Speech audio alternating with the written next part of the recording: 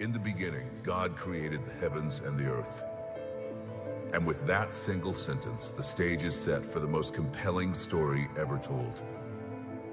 From the creation of the world, to the fall, to the flood, to Abraham, to Isaac, to Jacob, and to Joseph, these ancient stories carry profound truths that can shape our lives today. What are they saying? How are they prompting us to see our world? And what are they offering to us to help encounter the character of God? This is Genesis, the beginning of beginnings. We'll experience the story that started it all.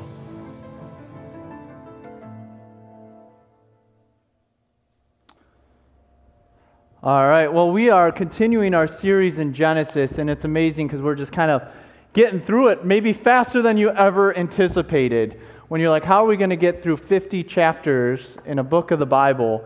And we are going to be in Genesis chapter 9, starting in verse 18, and we're going to get all the way through chapter 11, verse 9. So think of all the texts that we're going to cover today. And as we do that, I want to encourage you to take one of these Bibles out, if it's in a chair behind you, in front of you somewhere. And this is your Bible to take, to keep, or to give away. So please just take it and hand it out. Take it for yourself. It's our gift to you. We honestly just got a new box coming in, and that's what makes me so happy when I see a box of Bibles arrive. It means that we're giving them out. So keep it up. That's awesome. The theme, though, that we're going to keep coming back to today, and something I want to drive home, if you don't walk away with this, so hey, I'm going to give it to you in the first 30 seconds of the message. We're looking at Noah, the end of his story, and then move all the way to the Tower of Babel. And as we do that, I want you to kind of catch this. Are you ready? If God's not in it, it won't stand. If God is not in it, it won't stand. Whatever that is in your life, if God is not in it, it won't stand. And this is the lesson that we can see throughout our text. As I was preparing, I was looking at my bookshelf, and if you go in my office, you'll see all these books, and I like to say I've looked at every single one of them. Some of you got it. All right.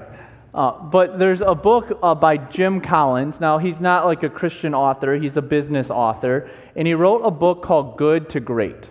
And so maybe you've heard of it, maybe you haven't. It's one of those, like, most people in the corporate world have probably heard of this. And Jim Collins wrote this book because the thesis of it is that the enemy of great is good. And we can be really good at building good things, but then they never become great things.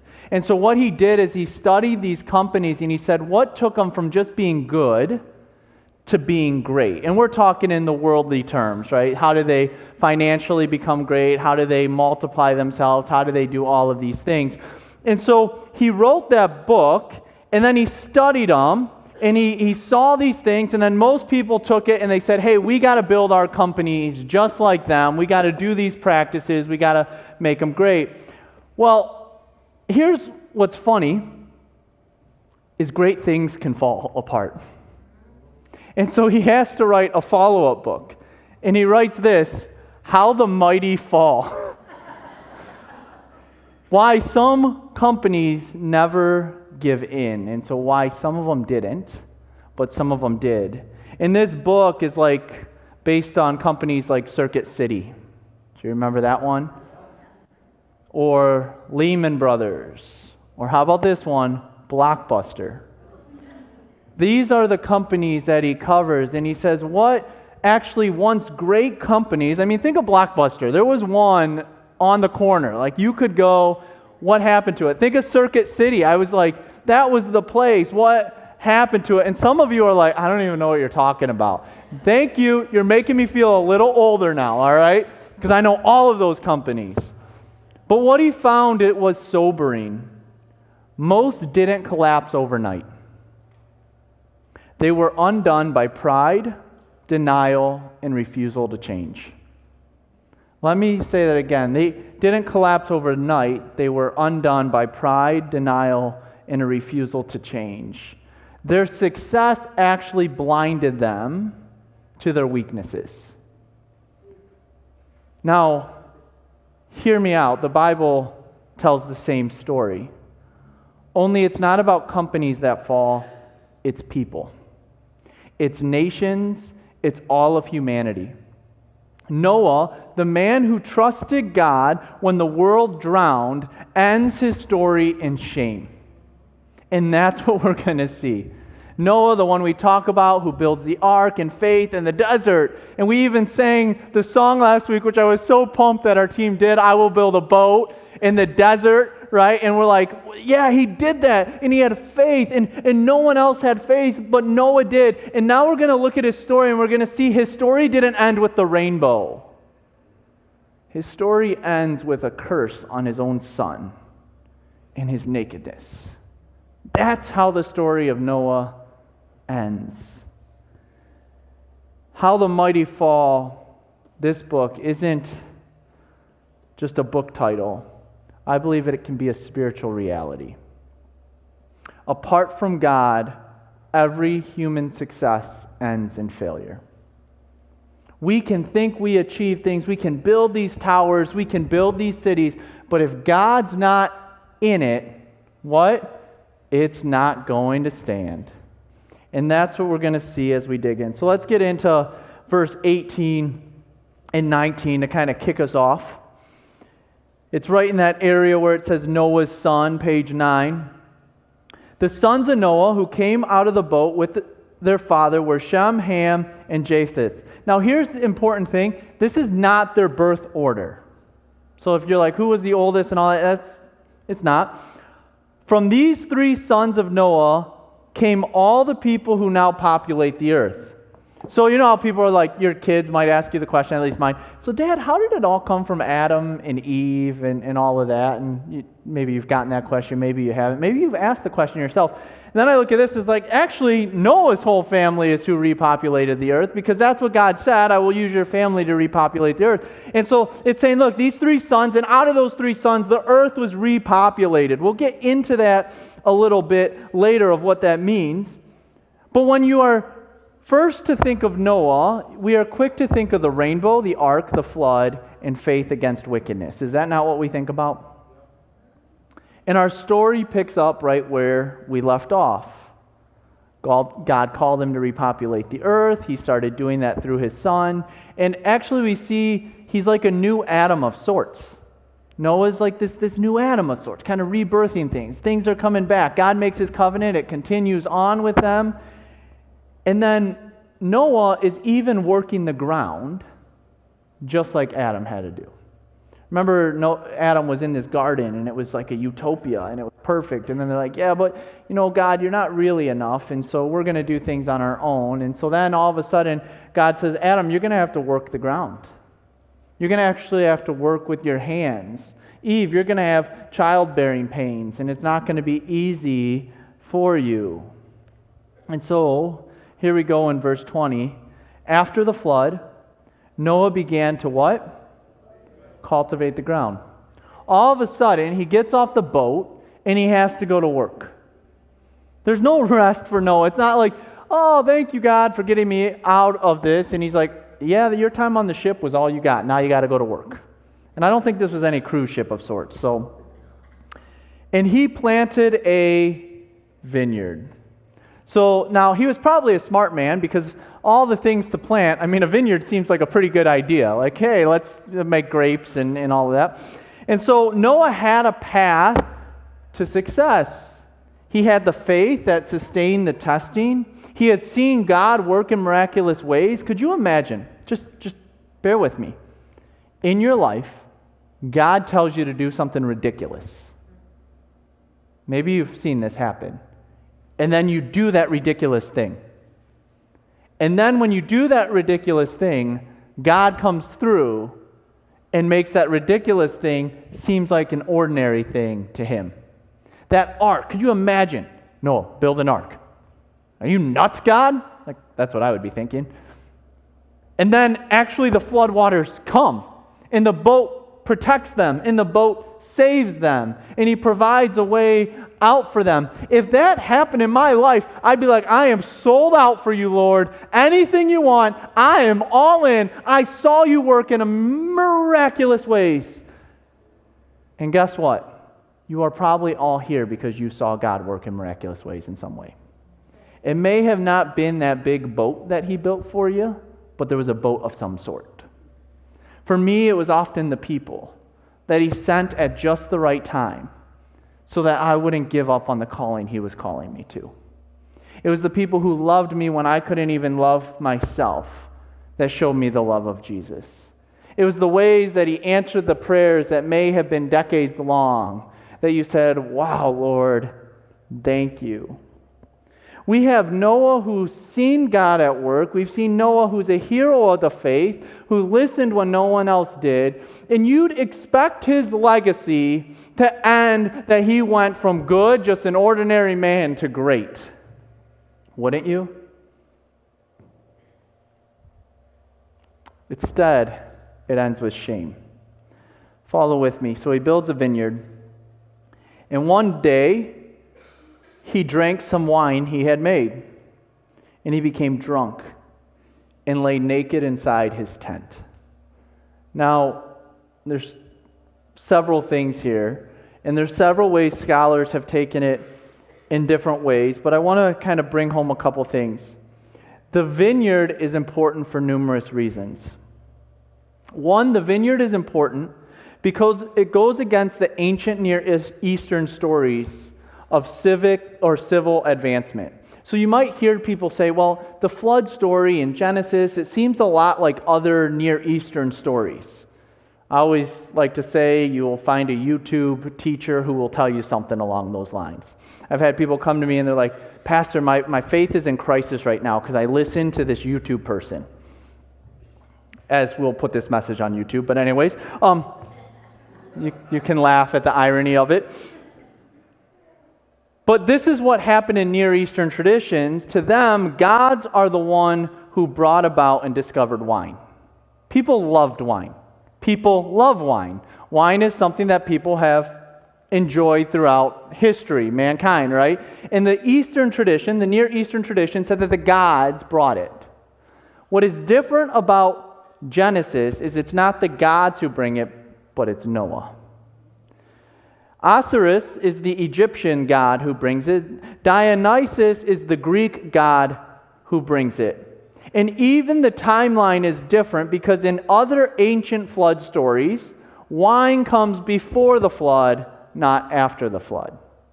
I say this because the flood is an ancient story that has numerous stories to it. This is what it tells me. There was a flood. Why would they all be talking about it?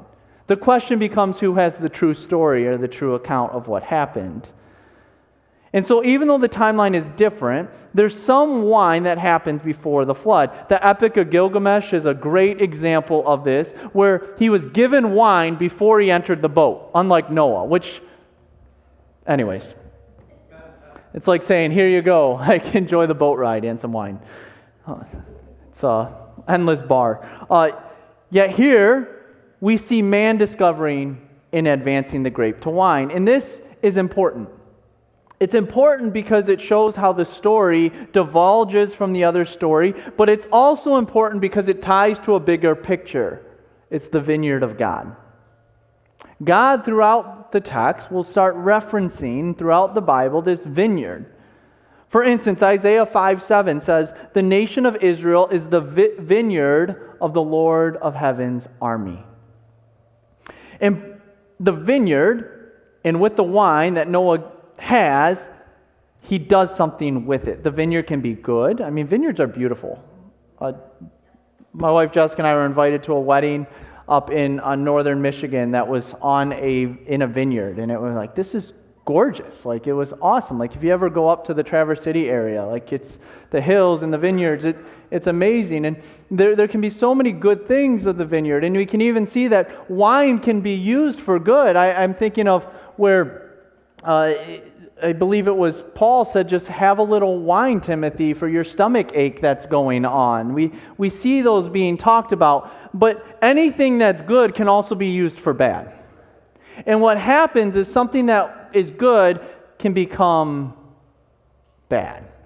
And so I want you to see Proverbs 23. And I'm going to read verses 29 to 35, but I put a few on the screen. Who has anguish?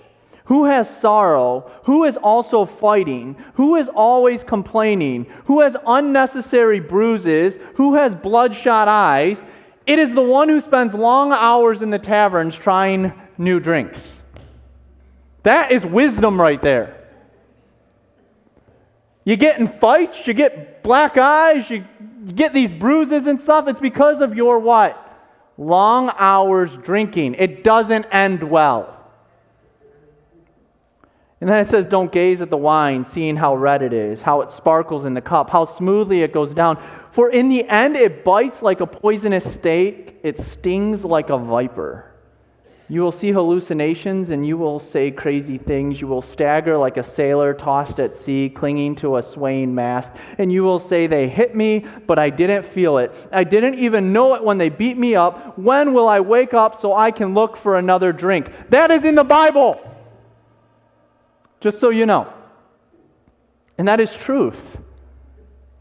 That it will look glamorous, but it can be to your demise. And I know some of you are ready to say, amen, brother.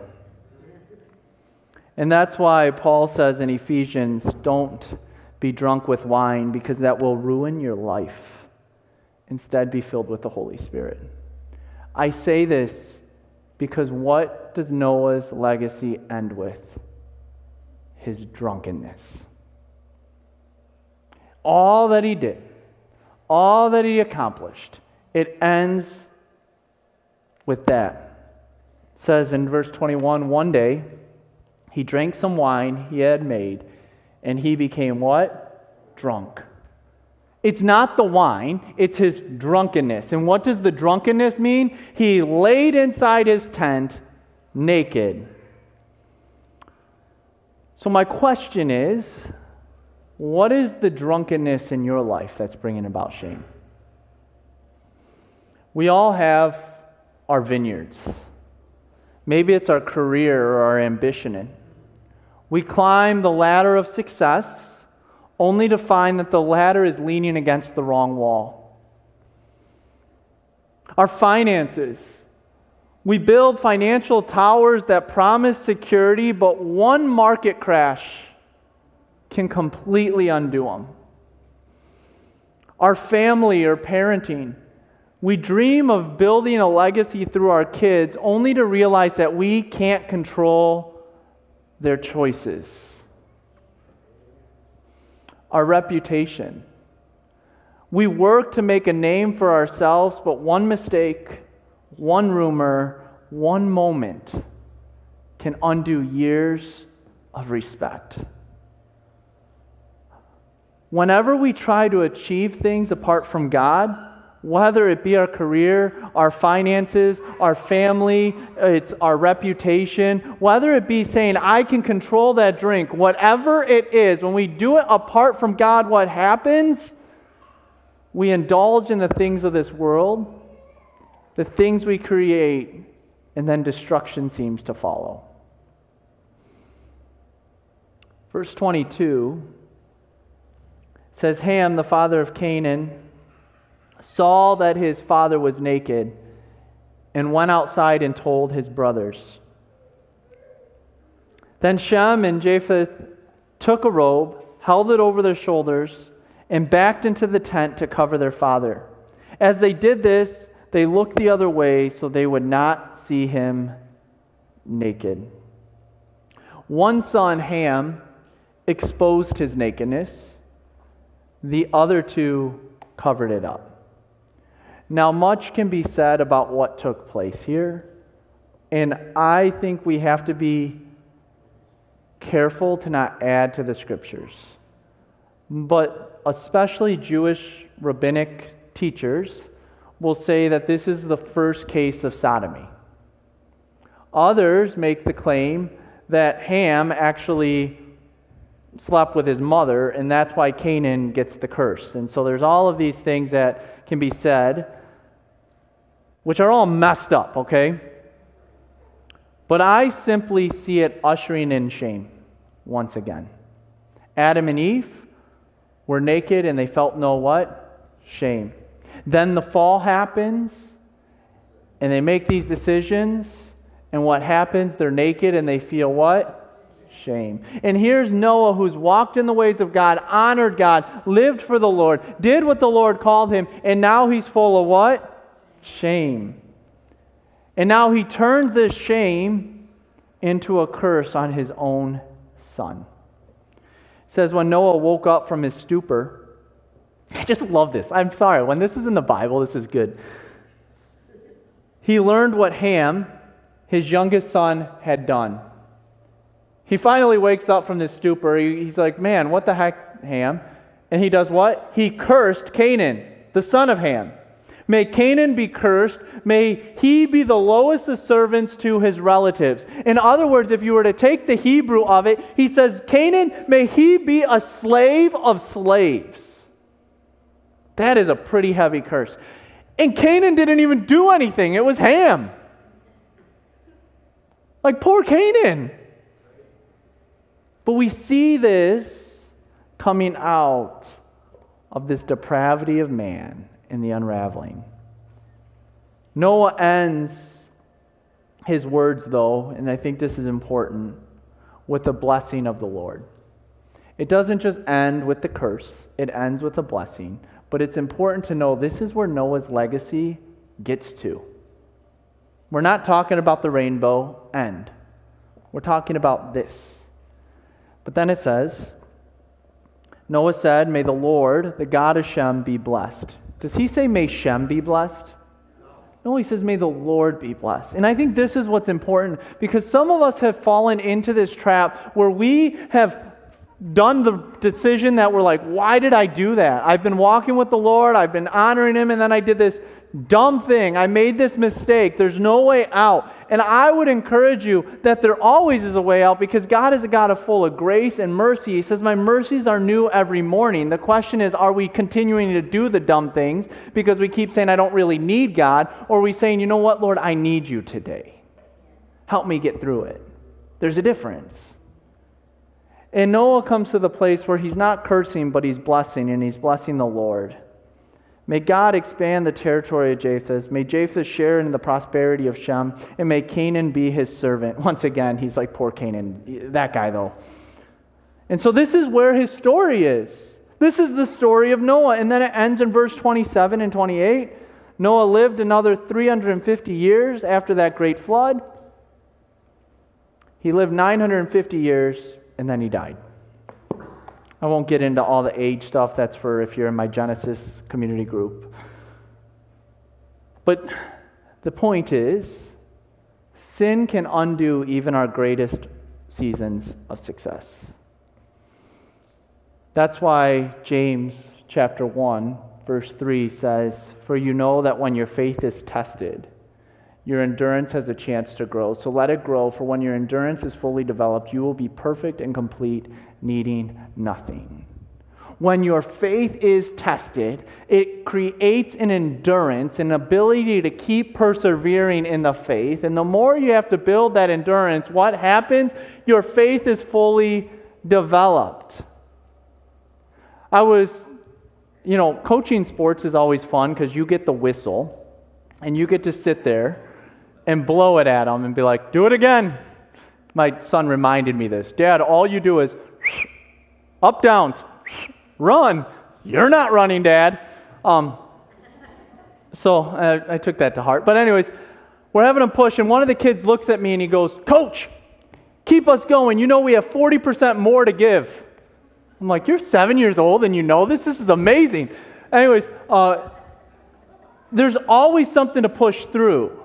And in your faith journey, it's like working out or that race or that running. You want to give up, but God says you got 40% more to give. And when you give it, there's no reward that you don't see in the moment, but it's coming. And you got to press through. It hurts. The pain is agony. I mean, I feel torturous. I'm telling you, I have these 8-year-olds and younger, and they're in tears. Coach, no. And then I have the one kid, 40% more. And you look at the parents and you're like, is this abuse? Okay. And they keep going, and you see them pushing. And then I think of that image of us in the faith. And it's when it gets painful and when it gets hard and when it gets tough, and when it seems like everyone is against us, do we actually keep our eyes fixed on Jesus, or do we turn them to the ways of the world? And let me tell you, the minute we drift to the ways of the world and not fix our eyes on Jesus, things begin to crumble. Our faith walk cannot be just about a moment, but it's about a lifetime. Church, can I be honest with us for a second? We can be really good about talking about that moment we came to Jesus. We can say, there was this time in my life when Jesus met me. There was this time in my life when I gave it all to Jesus. There was a time in my life where I was lost, but I am found. And we point to this date on a calendar as if that defines our faith.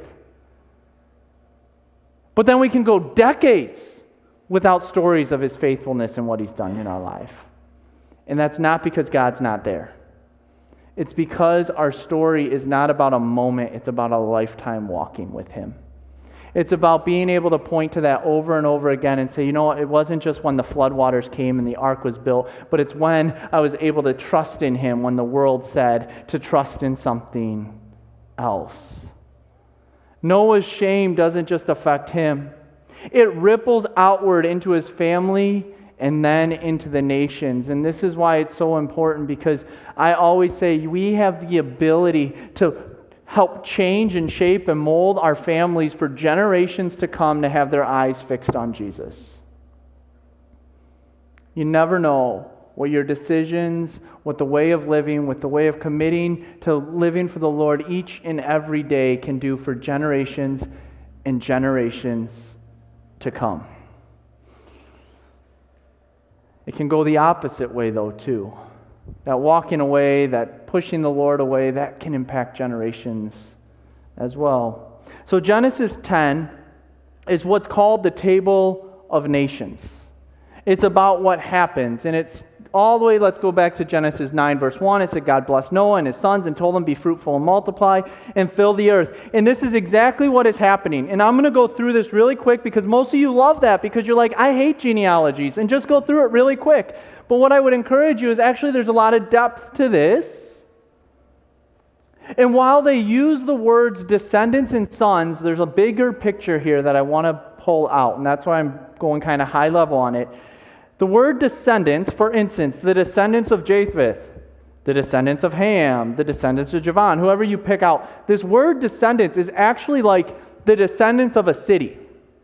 So we look at it as people, but it's like, all right, so I live by New Baltimore, Michigan. Why is it called New Baltimore, Michigan? Because Baltimore, Maryland, people left Baltimore, Maryland and started New Baltimore. Get it? And this is what happens over and over again in different things. And imagine these are descendants of cities that have been growing. That's really what it's saying in the Hebrew. They've left the mother city and they've started this city. And the Table of Nations reveals how the people spread across the world and built cities and nations. And what's amazing about it is it talks about the cities that are built in the seafaring people, which is your Mediterranean people, your Greeks, kind of all the way that way. It talks about the people to the Iranian Peninsula. It talks about the people all around the nation of, guess where? Israel. The perspective of the nations in Genesis 10 is all from the perspective of Israel being at the center of it all and what happens around it. Now here's the crazy thing. Who has that land? Who do the Israelites later fight all the time? The Canaanites, who are what? The ones who were cursed. So anyways, but if you do this, you see that there's a lot of math used, and if you go through it all, you find that the total number turns out to be 70. So there's 14 Japhethites, 30 Hamites, and 26 Shemites, which means 70 nations. Now, why the number 70? The number 70 is there because biblically 70 shows completeness. There's a lot of meaning to numbers. And that's why we name the whole series Genesis, telling the story, because there's a bigger narrative going on than getting caught up in every little thing. And there's actually complexity to it that's absolutely amazing. Why is 70 complete? Let me give you an illustration. In the springtime, we're going to be in Genesis 46. And it's going to say this: in addition, Joseph had 2 sons who were born in Egypt.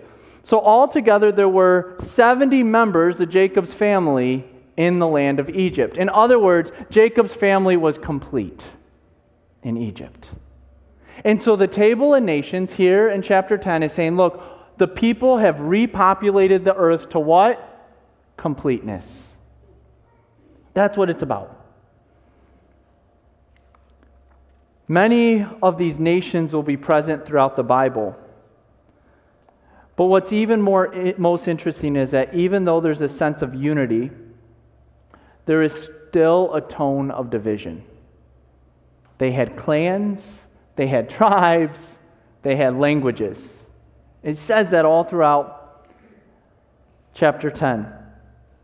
And so outward success, this spreading, still doesn't eliminate inward division. In other words, outward flourishing doesn't mean inward faithfulness. I think this is so true of our life of faith. Things can be growing up and to the right, but yet we can feel so disconnected from God. What the world defines as success doesn't necessarily mean success in a life of faith. One of my passions and one of the things I cherish most is the fact that I have a brotherhood of pastors who we always are checking up on each other's backstage. In other words, what do you see of us on the front stage should match what you see of us on the backstage. In other words, if we stop loving the Lord and fearing Him and walking with Him and having our devotion for Him, all of this means absolutely nothing. And that we as Christians, we can try to put the good front on, we can make it look like things are great, but we might just be walking away from the Lord secretly. And that's why you see the fall of so many great leaders. I know I've seen it. Guys that I looked up to that now are no longer in ministry, and I'm like, what happened? And it's all because, as man, when we build success apart from God, it all crumbles. There's a person in here called Nimrod, and Nimrod is important because Nimrod is a mighty hunter before the Lord, but he's also the founder of Babel, Nineveh, and Assyria. Why do I point this out? Because we still live in a Nimrod world where human greatness is measured by power, dominance, and building our own kingdoms. But here's the thing. God undoes human success when it's apart from Him. Because what? If God's not in it, it won't stand. From Noah's vineyard to the table of nations to Nimrod's kingdom, a pattern emerges throughout Genesis 9 and 10. Human success looks impressive, but pride and self-centeredness creeps in. God intervenes, though, to redirect or undo what humans do to build apart from Him. And this is why we're going to close with the Tower of Babel, because it's so important. All the nations look complete and they look like they're thriving, yet humanity's pride is about to reach its peak. All of this can take place, but there can still be shortcomings. The story of Babel will demonstrate that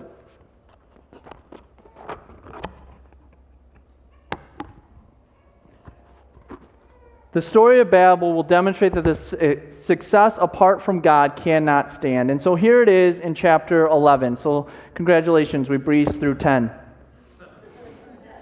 Some of you are like, thank you. At one time, all the people of the world spoke the same language and used the same words.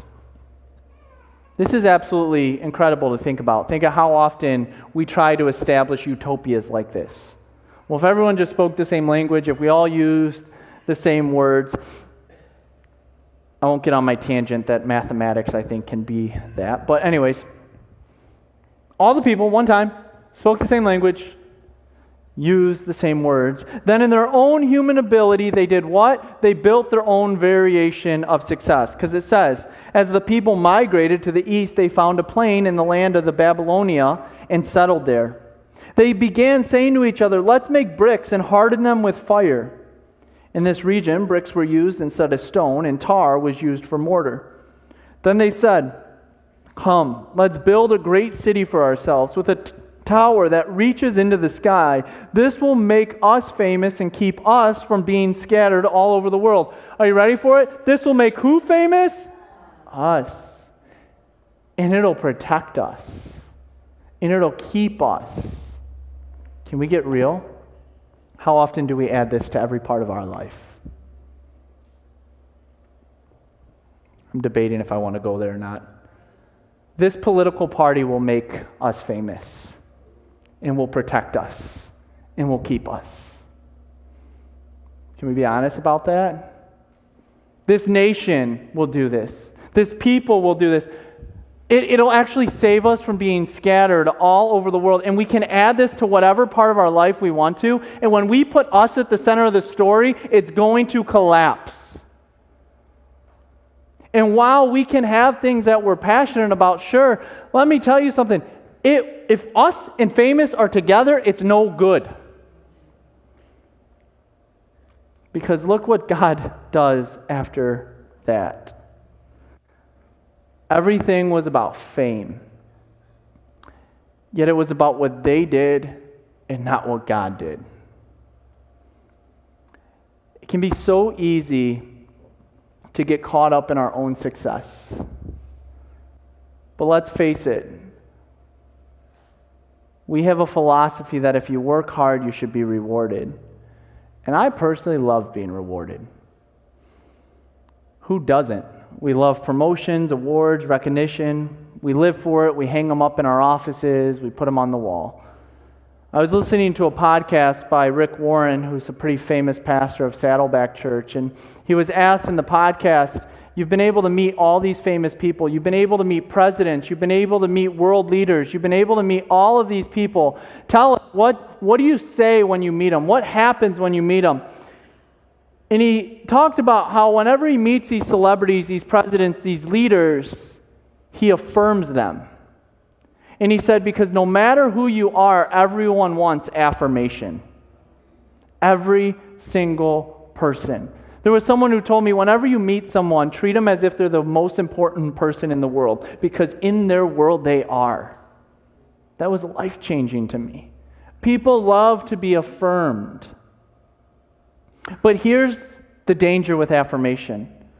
When success becomes about me and what I do instead of God, my achievements start to become my identity, my worth and my security. And before I know it, I'm building towers for my name and not God's name. Well, I did this. I achieved this. I put my work to this. And we put a banner that says, Robert Wendt did this. Yet the very breath I was given is from the Lord. And apart from Him, I can do nothing. And that's exactly what the people of Babel were doing. They weren't building for God, they were building for themselves. And God says, no, this success apart from me will not stand. And so whatever you're putting your hope in, is God at the center of it or is man at the center of it? Because I want to give you the warning call, if man's at the center and not God, it is going to utterly collapse. Verse 5, the Lord looked down at the city and the tower and the people were building, and He said, look, He said, the people are united and they all speak the same language. And after this, nothing they set out to do will be impossible for them. Come, let's go down and confuse the people with different languages. Then they won't be able to understand each other. In that way, the Lord scattered them all over the world and they stopped building the city. That is why the city was called Babel, because there the Lord confused the people with different languages. In this way, He scattered them all over the world. They thought they were having success, didn't they? And in a moment, it all changed. And so let me ask you this tough question. What tower are you building? From Noah's vineyard to the table of nations, to Nimrod's mighty cities. The pattern is clear. Human success looks impressive, but when it's built apart from God, pride creeps in. I believe there had to have been a part of Noah that said, look at what I've done after this ark. Look at this vineyard that I've put together. Yet that caused his shame. And pride leads to undoing, but God always protects his glory. When God is not being glorified and man is, God says, no, everything was created so that I would be glorified. Babel is the tipping point. It's the ultimate display of human self-exaltation undone by God. And this is where I have to check myself, and I pray we check ourselves. There have been times in my career, in my family, and in my ministry when I've quietly thought, look what I've done. Being honest. And I'm sure there's times where you've felt the same way. And that's a slippery slope to Babel-type thinking. The challenge is for us this week to take a moment and ask God to show us and reveal to us what towers are we building. Oftentimes they're unspoken. They're not known, but they're there. And so let me ask you, are you chasing recognition, looking for praise? Are you chasing security? What's going to save me, keep me safe? Are you chasing success? Where's the Lord in that equation? And I would challenge you to get real this week and pray, Lord, I want you in that equation. I want you at the center of it. That doesn't mean the Lord won't take you places you've never thought. It won't mean that you won't look back and say, look at all that the Lord has done. This is not like a doom and gloom, a bad thing. This is just, are you doing it with the Lord or without Him? Because with the Lord, it's going to be strong and it's going to stand and it's going to survive. But without Him, it is going to collapse. And so my warning to you, church, is don't build without the Lord, but have Him at the very center of it.